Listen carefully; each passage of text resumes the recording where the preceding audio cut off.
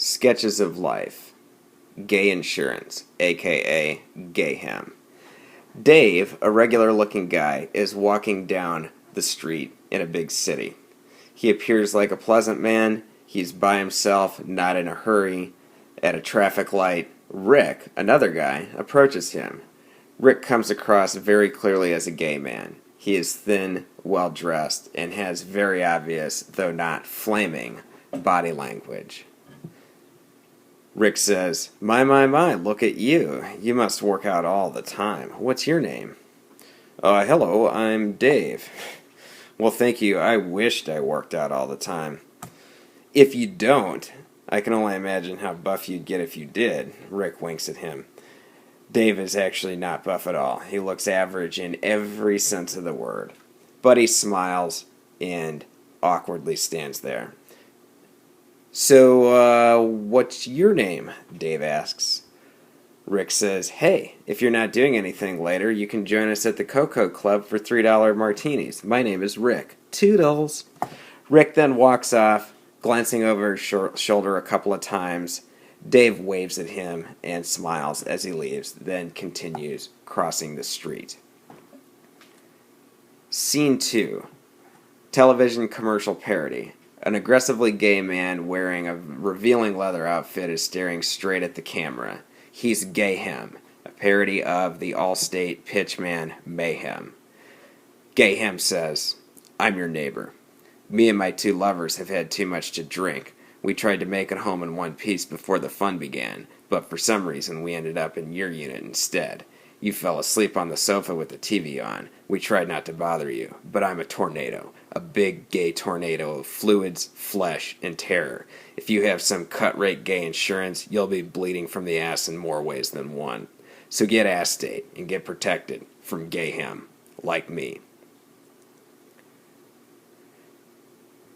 Scene 3 dissolves from the commercial to a bar where the commercial is airing on a television above and behind the bar. Dave is sitting with a couple of other regular-looking guys having a drink. Friend 1 and Friend 2. All three of them seem straight, boring, ordinary guys. Did you hear about Walter? Dave says, No, what happened? Second friend says, He went to a game only a couple of days ago, and on his way home he passed by that tattoo joint and a bunch of guys nailed him. You mean they gave him a tattoo? Dave asks. No. Asked him if he wanted to join them for a drink, he roofied him, and then took turns effing him in the ass. My God, then what happened? Dave asks. Second friend says, Nobody knows. He woke up in an alley with his pants around his ankles and couldn't sit for a week. Dave asks, Which tattoo place was this? I want to make sure I never go near there. First friend says, The one at Argyle and Kenmore. Yeah, terrible. Like I said, he may never walk the same again. He may never even poop the same again. Second friend adds. Scene 3 is a storefront of a friendly neighborhood insurance agency. The sign above says Ass State. It is very welcoming. Dave is walking along the sidewalk. This is his targeted establishment. He reads the sign and then steps inside. Once he's inside, an older gay gentleman, Timothy, greets him. Dave says, Hello, I was thinking of getting some coverage. Well, you've come to the right place. What's your name? Dave.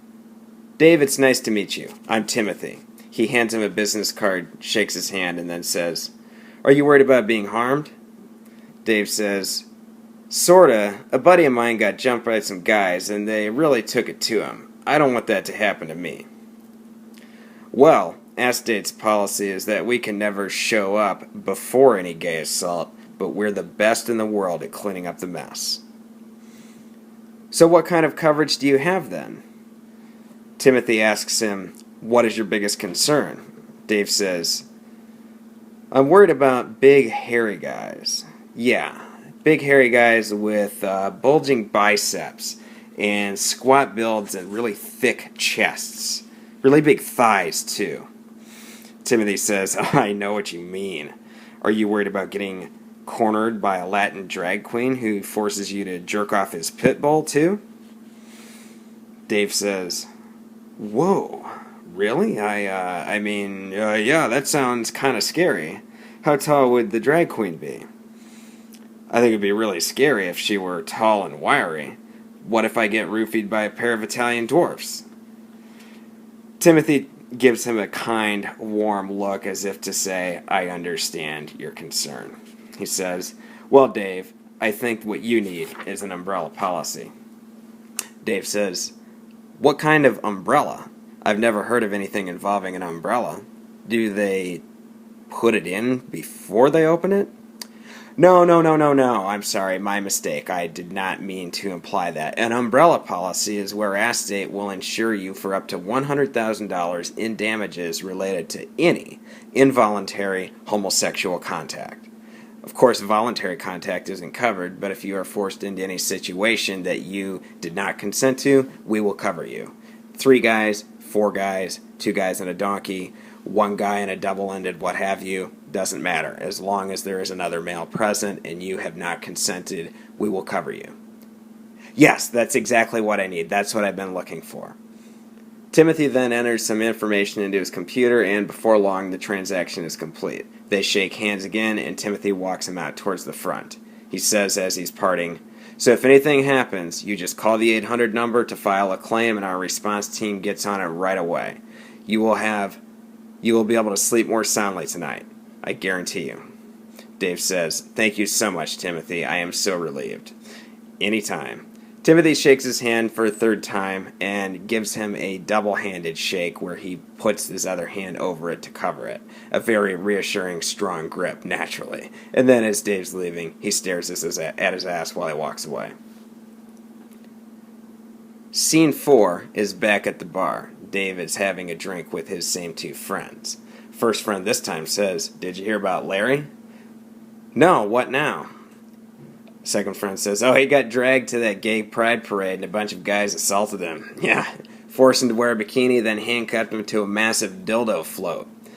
His girlfriend Sheila begged the cops to come help, but they ignored her. They thought Larry was just acting like some sort of gay hostage. You know, all that kind of political, this, that, and the other. They figured it was some sort of taunt that they were trying to get the cops to look like fools, so they just ignored him. Then what happened? Dave asks.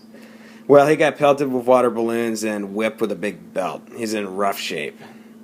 Dave said, should have got some coverage. Second friend says, you really think so? Dave sighs and says, look, it's a dangerous city. We straight guys shouldn't have to be afraid to go outside just because some massive black guy with a codpiece wants to give us the business. You know, Dave's got a point. At least Larry could have filed a claim if he had some coverage. Second friend sounds skeptical. I don't know where you guys are hanging out. I've never had anything close to that happen to me. Dave says, not yet at least. Next scene is now Dave walking through the street in the evening. He's passing by the gay neighborhood. A rather flamboyantly gay Latin guy is standing in front of a very dark and threatening establishment. It is on the same block as a bunch of other mainstream gay bars, but this place has a very foreboding look. It almost looks like an abandoned storefront. The Latin guy from across the street says, what's your name, gringo? No, it's Dave, it's not gringo. I'm sorry. The scene dissolves as Dave inches towards the Latin guy, clearly curious, clearly intrigued.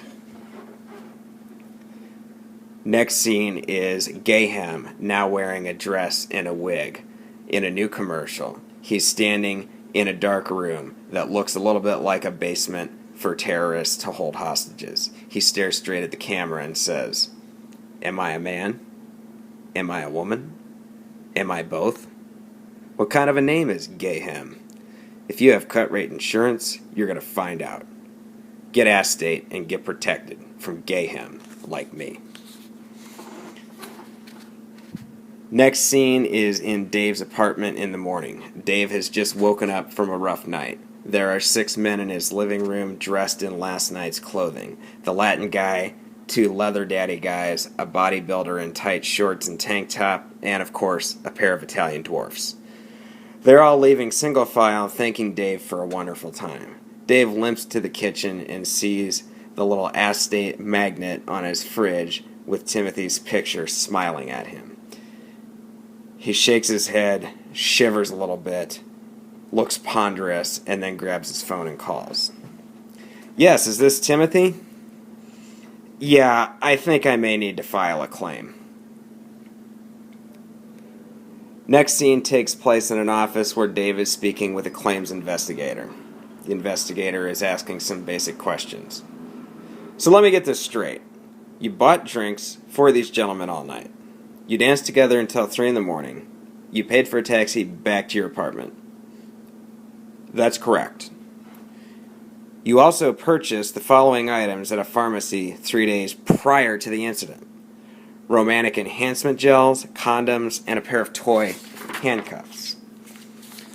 Dave says, that's correct, but they didn't use any of these products. It was very chaotic, sir. Very chaotic. I feared for my life. The investigator asks, will you be contacting any of these men in the future? Well, I took down their names and numbers so that I could have them for my records in case I had to file a claim like this or go talk to the police. Have you tried to call any of them to discuss meeting again? Dave sits and thinks about it for a second and says, could you define what you mean by meeting? The investigator sighs, looks down, and makes a note in the file folder for Dave's incident. We can see that it says denied. Final scene takes place at Dave's apartment. There's a knock on the door. Dave answers. Gayhem is standing in front of him, wearing only a tight Speedo swimsuit and nothing else. He has an envelope in his mouth. He bows towards Dave to offer the envelope to him. Dave takes the envelope from Gayhem's mouth, opens it, and reads it. We hear the investigator doing a voiceover, saying, after reviewing your file, we regret to inform you that your claim is denied due to your voluntary participation in a staggering number of homosexual acts. I repeat, voluntary participation. However, as a consolation, please accept this messenger as a token of our company's appreciation for your business. Scene fades on Gayhem chasing Dave around Dave's apartment, getting ready for some more Gayhem. And scene. Recorded May 4th, 2013.